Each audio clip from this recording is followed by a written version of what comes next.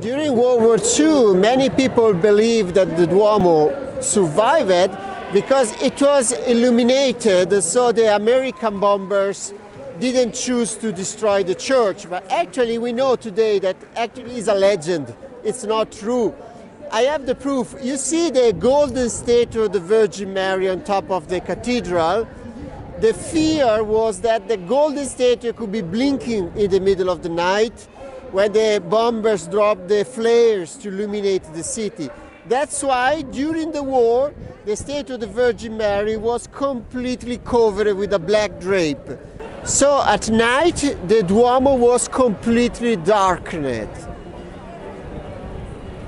Actually, the Allied never want to destroy the Duomo. But well, of course, they bombed all the area, and the Duomo brings the scars of the war. You can see on the stones of the Duomo the fragments of the shell, the splinter that crashed against the wall. And here in particular, you can see something very interesting.